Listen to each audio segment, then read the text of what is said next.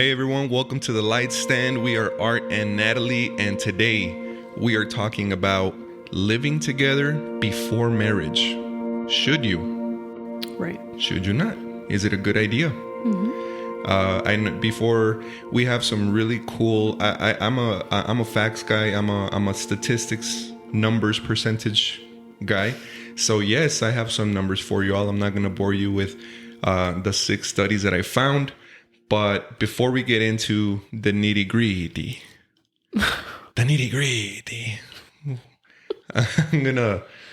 we have to start off by being transparent and say that Natalie, you and I did it backwards, babe. Right. We got together. We lived together for a few months before getting married. Yeah, I would say we lived maybe a year. Like combined, right? Like, no, I think a couple of years we lived together. Yeah. Like almost 2 years, I think. Because we first started living together when you were pregnant with Alec. Right. I remember it was after the baby shower. Right. When we at my found mom's out. house.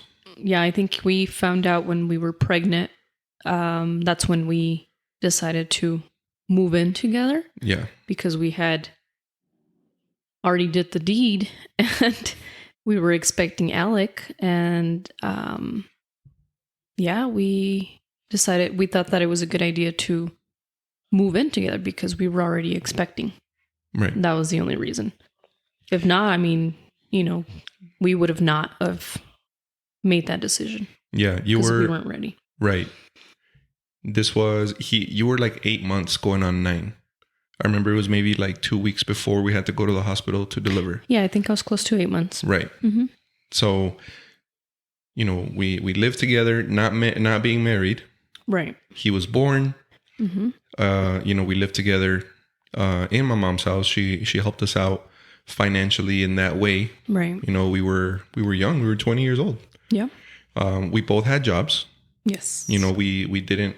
It's not like we were living off the land or anything like that. Right. Like, no, not at all. Yeah. No, we've always been responsible, hard workers, financially. Right. Yeah. So he's born. Mm-hmm. Fast forward a year. We break up in December 2007. I remember very clearly. Yeah. No, excuse me. Yeah, I think my timelines are a little mixed up, but you're better at recalling that stuff. Yeah. No, it wasn't even a year because I remember you were 2 months pregnant with Angelo when we broke up.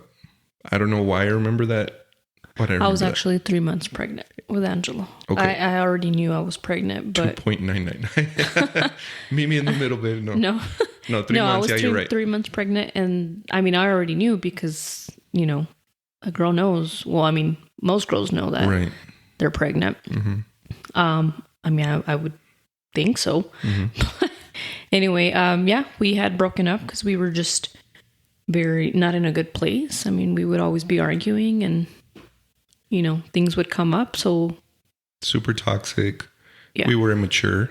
Yes. We had a lot of growing to do. Very immature, very, I mean, we believed. Again, I believed in God, but I don't believe we were going to church yet. No. At that time. Mm-mm. As a couple. So yeah, God wasn't involved At all. in our relationship. Yeah. I mean, if I'm very honest, I believed in God, but not actively. I didn't pray. Right. I wasn't, We didn't know. thanking God, like nothing. Right. I mean, it was pretty much like a Christian atheist. Kind of like I believe he's there, but I'm living my life as if he doesn't exist. Right. Like, obviously premarital sex, living together, being parents, right, without being married and stuff like that. So we split, and that'll probably be another episode as to the details and all that stuff. But we were just, Yeah, and I think it goes back to like, it was so easy because we weren't married, like for us to just break up when we had issues. Yeah. Because we didn't have that commitment of marriage. And, quote unquote, we thought we were doing it correctly because we were living together as parents now. But no, we were, like you said, we were having sex. We were having sex. And of course, I mean, what comes with sex if you're not protecting yourself? I mean, Right. Here comes a baby. Yeah. And then, of course, we thought living together was the right thing. And obviously it wasn't. So, Right. yeah, we did it all wrong. Yeah, we did it wrong. So we broke up, right? And then I remember we were broken up for about 18 months. Because Angelo, he was born, but you were living with My parents. your parents. And I was basically a weekend dad. I would just pick up the boys in the weekends Right. and stuff like that. Yeah. But anyhow, now that we got the transparency out of the way, let me read to you the statistic here. And I don't want to mess it up. I want to get it right here. Okay. So according to a study published in the Journal of Marriage and Family, well, let me preface by saying this. We're not going to just hit you with the God view of why you shouldn't be living together, right? Because I understand not everyone that's listening believes in God. So for you, here's a statistic by a non-Christian source, all right? According to a study published in the Journal of Marriage and Family, couples who cohabit before marriage have a higher risk of divorce than those who do not, with cohabiting couples being about 33% more likely to end in divorce. Dang.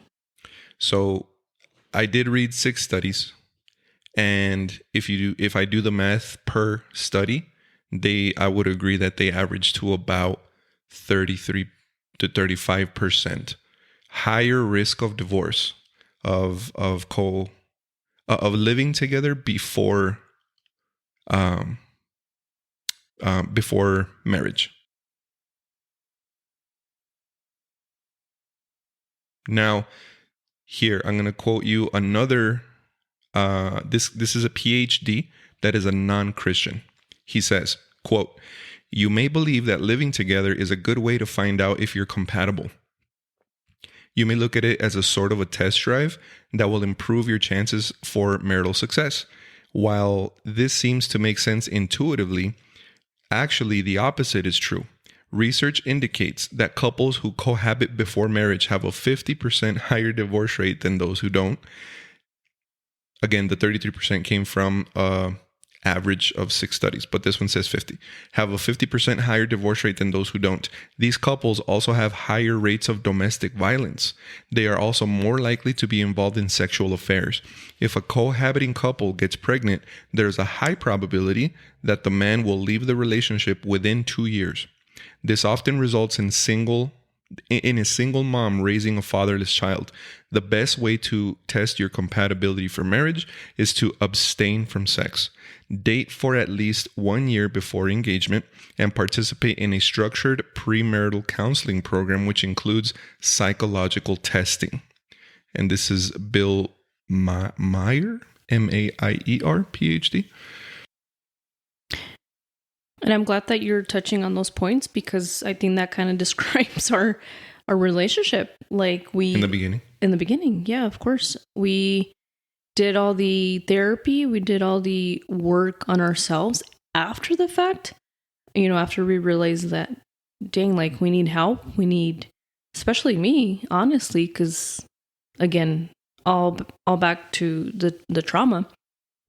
But yeah, I mean, I think if we would have withheld from having sex and then we would have just dated like a normal, I know nowadays it's unheard of, like you're dating and automatically you think you should have sex. And it's like, no, like date, get to know that person. Like, do you want to get to know them to become like, what's the reason of you dating? Do you want to just like something quick, or do you want to get to know this person so that you can eventually build, a future with this person? Because that's the point, as Christians, that's the point of dating. Like, you don't want to just be dating around and that's it, you know?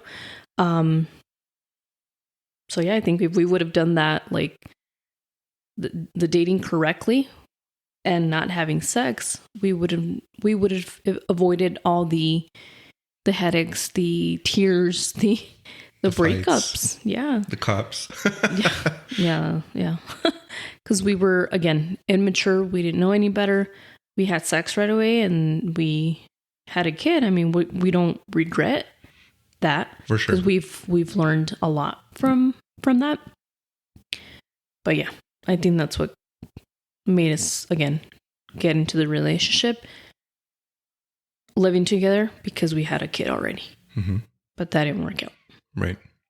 And then now from a biblical perspective, right, in Genesis, God creates marriage with Adam and Eve. Mm-hmm. He says, man will leave his father and mother to become one with his wife, Right. and two will become one flesh. Mm-hmm. There is so much power in that. And God created sex. So sex is to be enjoyed within the marriage. Right. Because think about it, in the perfect world scenario, man and wife reach the altar as virgins, Mm-hmm. never having been with anyone. So you get together and, you honeymoon, you enjoy the sexual experience for the first time, you make love, and both of you never have to worry about maybe something like an STD, maybe something like, that your partner thinking about someone else while they're with you. Like, there's so much that within the biblical definition of marriage, it's just way better. And, now leaving statistics aside, we've already, established that you're basically setting yourself up for failure to, if you get together and cohabit and co-parent and without marriage. Yeah, and marriage is something sacred. Like you said, you're giving yourself to that other person, and that has to be saved for marriage. Right. Yeah. And I do hear a lot of people, especially nowadays, like, well, marriage is just a piece of paper. It's just why should I have to go through this legal procedure and this official document that says that, we're going to be together forever? Well, again, statistics show that if you cohabit, it's just the commitment is not the same. Right. 100% of the time, the commitment is not the same. Right. Especially for guys. And I'm going to put us on blast. Let's call it what it is. If things get hard, it's a lot easier for us to just be like, deuces. Versus, you know what? Let's work this stuff out. And we have to make it work. Now, let me also throw in a disclaimer. We're not advocating for staying in an abusive, physically, emotionally, verbally, unhealthy, toxic relationship just because you're married either. Right. Because that's not healthy either. Right. Like it does no good if, you're married, but then you're physically beating each other up and, the cops are at your house all the time, but, oh no, we can't get divorced because we're not supposed to or whatever. Right. Or emotionally, like you said. Yeah. Or emotionally. Right. So abuse is another episode Mm-hmm. that we can dive into on how to address all those things, right? So we're not advocating for that either, Right. Because your health. Yeah, God wants you to be happy. Like, Right. He doesn't want you to be miserable. I Right. mean, that's not God's plan either Exactly. for a marriage. Right. But again, let's call it what it is. The commitment is not the same if you're not married, and it's not because, if we leave, then she's gonna take half of what I have. No, it's just a different commitment, man.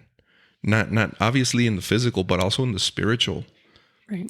Because when you're just living together, and we know people, we know people that live together for years before getting married. There's people that live together that we know that never even that are still to this day not married. Mm-hmm.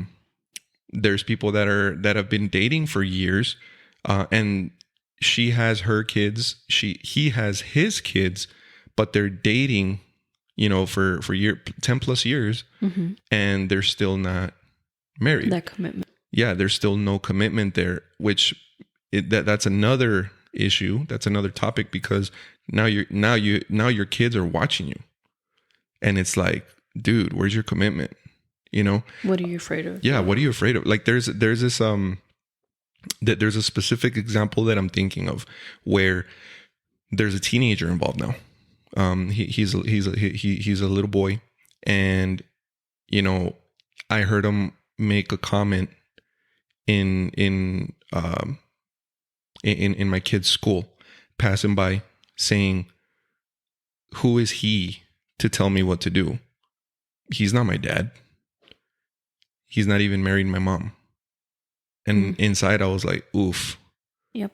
Dang. It's like, dude, your kids are watching you, man. Like, what are you doing? It's like, if you really love his mom, why wouldn't you marry her? And I could just imagine what's going through his head. It's like, well, who are you, dude? Like, what's wrong with my mom? Is there something wrong with her? Mm-hmm. Why don't you want to commit? Right. But you want to act, you want to act like my dad, but not really? Or is there something wrong with me? We've all been teenagers, and you could just imagine all the extra sauce that you add to the drama in your mind, right, of what's going on. But I digress. So living together is not the same as being married. Like, yeah, go ahead. Yeah. No, and I feel like being married changes both of you for the better. Like,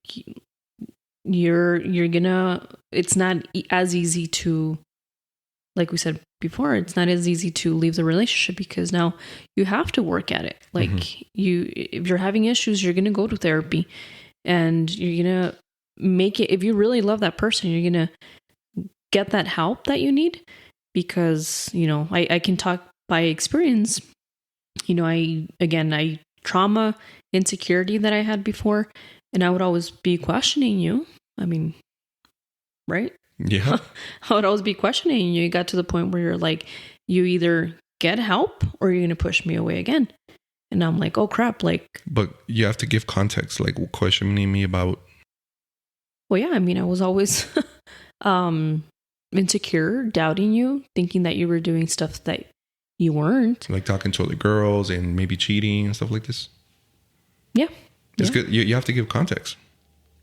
So yeah, because of my past, I would question you certain things, and you told me, like, you either work on yourself, you get help, therapy, or you're going to push me away. Yeah. So, I love you, and I was like, I need to get that help. Right.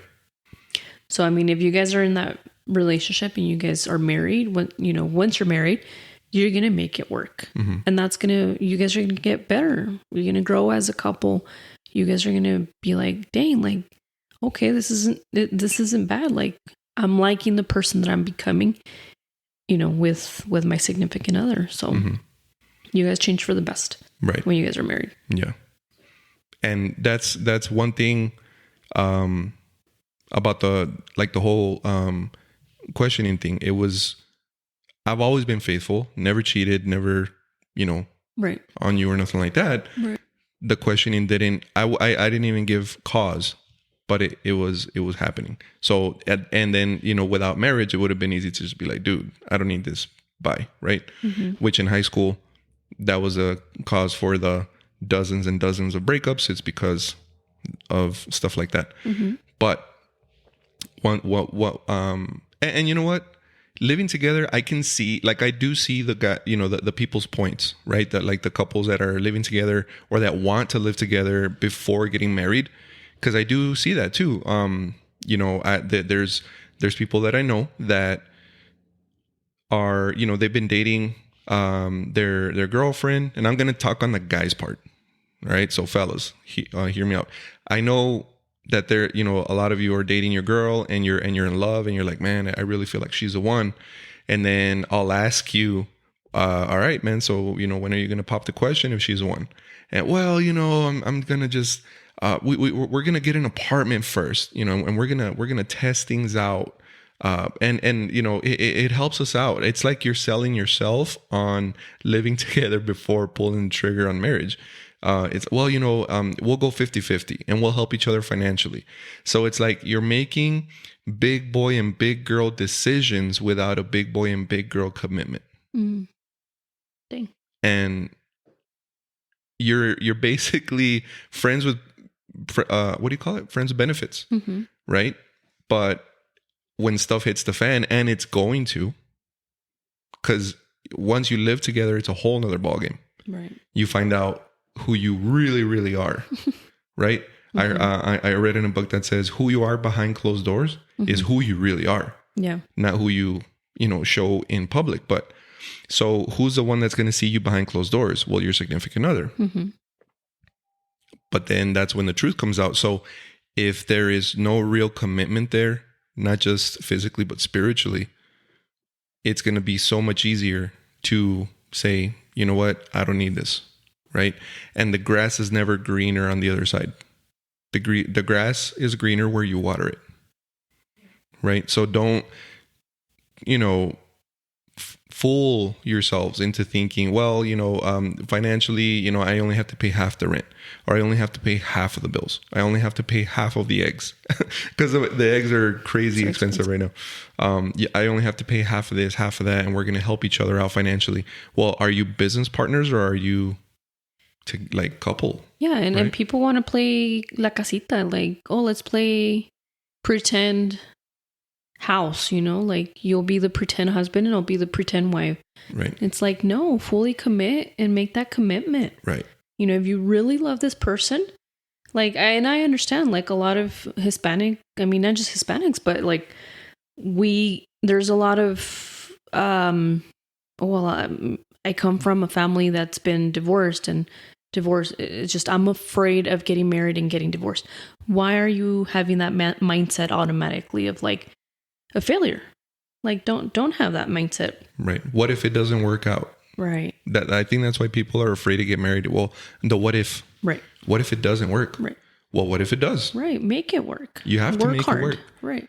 And that's the thing is about marriage. You cannot get into a marriage thinking 50-50. We're all going to go 50-50. Dude, when you get married, it's just another level of commitment, which in my view is great, because like, I'm signing my life to you. Like, I'm showing you that I am committed to you no matter what. Like, I am committed to you and my kids, that I'm not going anywhere, dude. Right. And not, so I'm committing to you that I'm going to be physically here come hell or high water, but I'm also committing to you that I'm going to become the best version of me. Mm-hmm. I'm going to work on myself. I'm going to be a better man. I'm going to be a better dad. I'm going to be a better husband. I'm going to, look for ways to add value to our relationship without expecting anything in return. Oof. Because the Bible says, men, love your wives like Jesus loved the church, and he died for the church. Mm. So you have to be all in without expecting it in return. Now, should you get it in return? Absolutely. Because your wife, right, babe? And jump in anytime here. Ladies should also have that mindset of, okay, I'm committed now.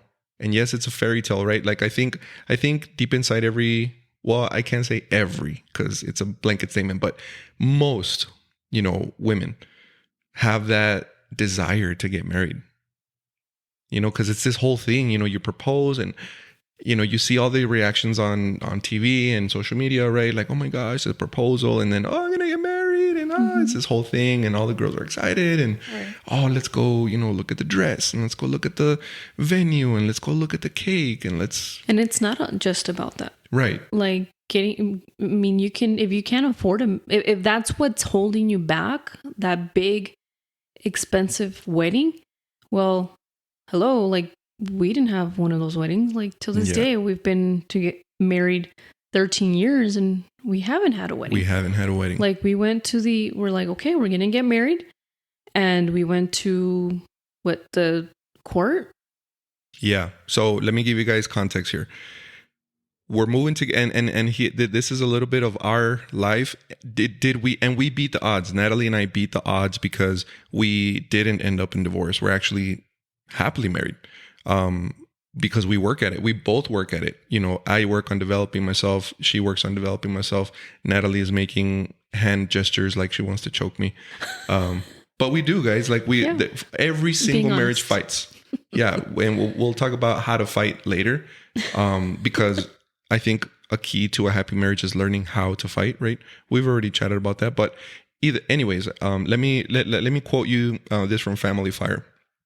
It says, marriage changes you for the better. Second of all, living together shifts a focus in marriage from sanctification to compatibility. What does that mean? One of the greatest challenges and joys, often in that order, in marriage is the way that marriage can work to conform us and more into the image of Jesus. How?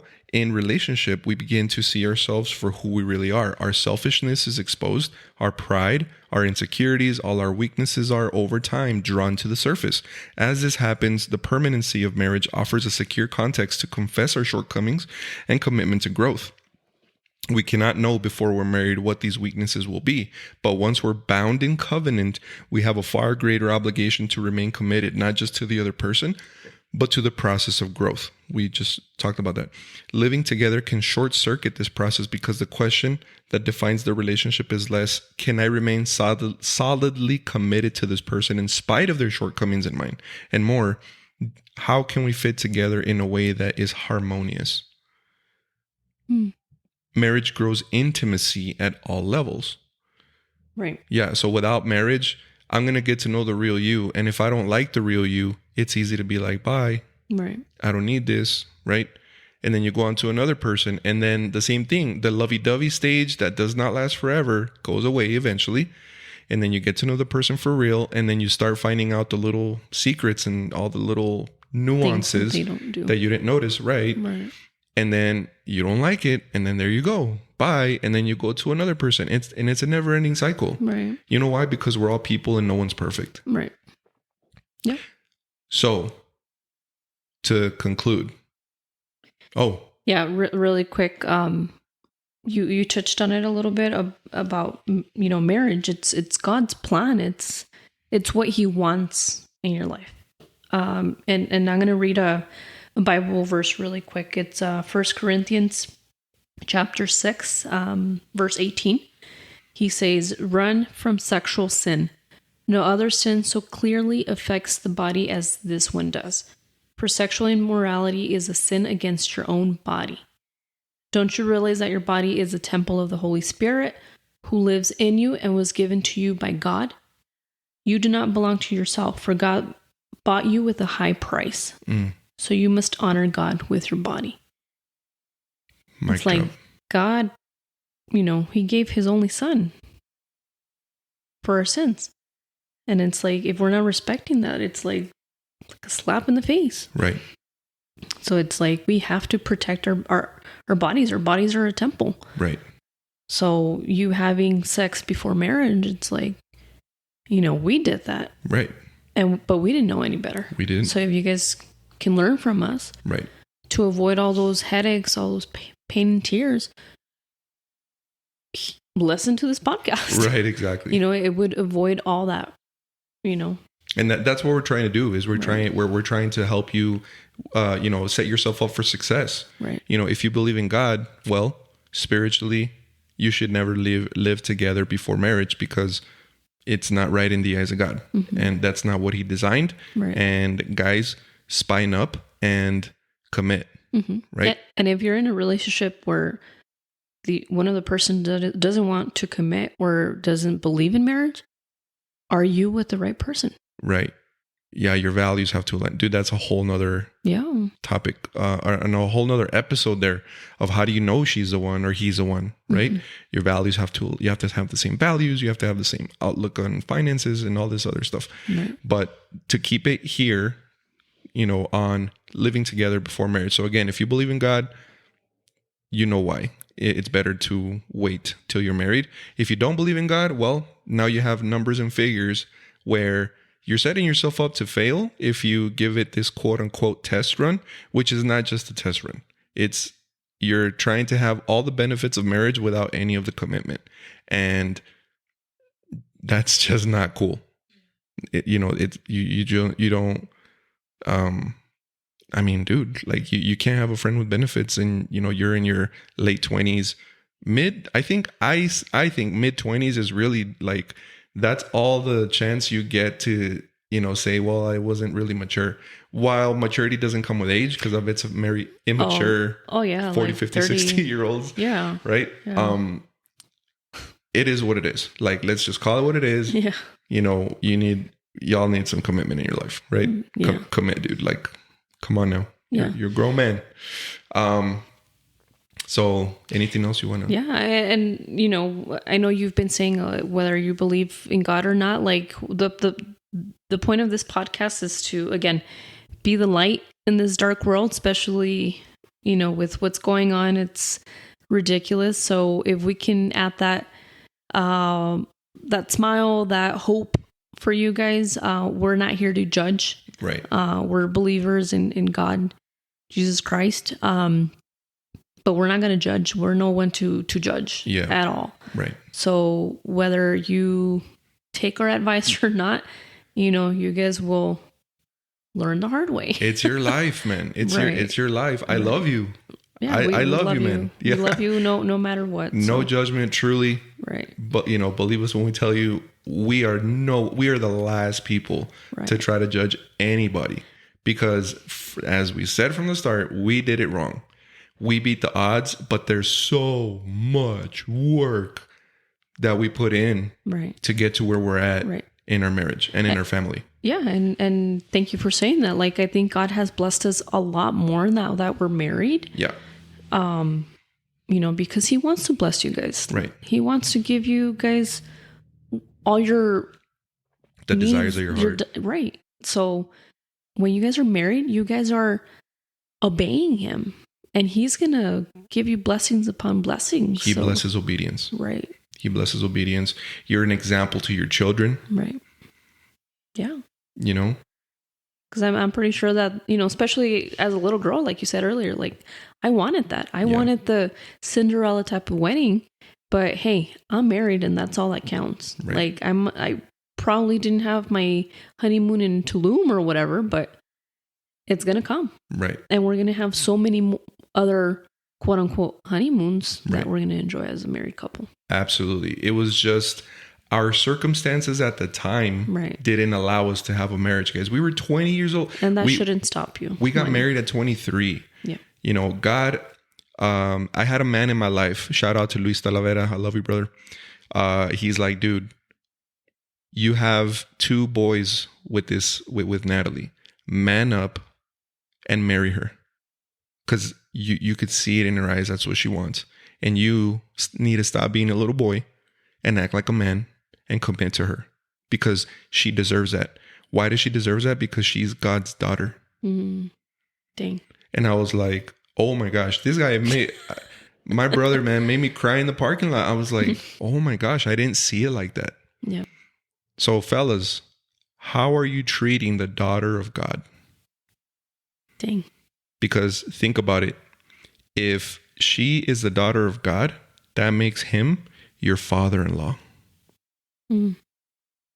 And you will meet him one day.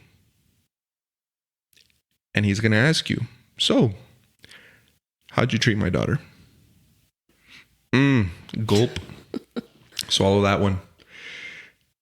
Man, God bless you guys. We love you. Hit us with some comments. If you want to hear a little bit more topics. Yeah, that story goes deep, guys. When my brother Luis had that talk with me, God's timing is perfect, man. He has this talk with me, and that same weekend there was like a marriage event at church or whatnot that they had some speakers coming in and they were going to make it fun and this and that. So I take Natalie to this thing. Hint, hint, invest in your relationship. I take her to this thing, and man, I get convicted, dude. Like right there, I was praying so hard because my fear was marrying the wrong person. Maybe that's your fear too. If you're listening to this, you know, you don't know if this is going to be the wrong person, but God will give you clarity.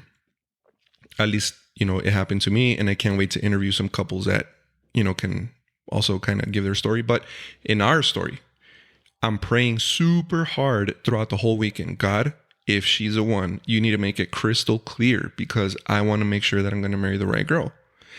And it was the last speaker. I remember the last speaker. I even forgot what he said, but it was like no one else was in the room, and he was pointing the finger at me, saying what he was saying about, you know, you need to marry her. And I was like, dang, okay, God. So I remember this was on a Sunday. We're leaving the conference. We're driving on I-10, headed home. And I am just focused. I am convicted. And I turned to Natalie and I'm like, we're getting married. Actually, you said, so do you want to get married? Oh, did I? Yeah. And I'm like, are you proposing? Yeah. On our drive I-10. home. So yeah, but I mean, hey. And I you mean, know what? it wasn't This was on a one knee or anything, but no, this was at 60 miles an hour, maybe 65. Okay, 70 on the freeway. And this is on a Sunday. That Friday, which happened to be Friday the 13th, November the 13th, we go to the court and we get married right there on the spot. I forgot how much it was, but I think we had to have a witness. My sister was my witness. Shout out to Nena. I love you, girl. We get married right there and then. And I got to end it off on a good note. Yes, we are going to have a wedding, which isn't like a wedding, but it's more like a vow, like renewing the vows thing for our 15-year anniversary. Because, man, I think every girl deserves that. And yeah, babe, I'm excited for our soon-to-be party. We going to party. oh yeah, And Bahamas. if you want, oh yeah, we're going big, man. After 15 years of no party, we got to do it big. So we know that week there might not be an episode released. Hey, this serves as a proof recording. Yeah.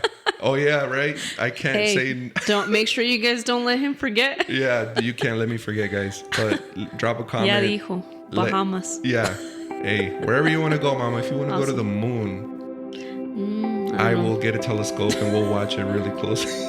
Oh my gosh. No, just kidding. All right, guys. Thank you for listening. Bye. Bye. God bless you. We love you.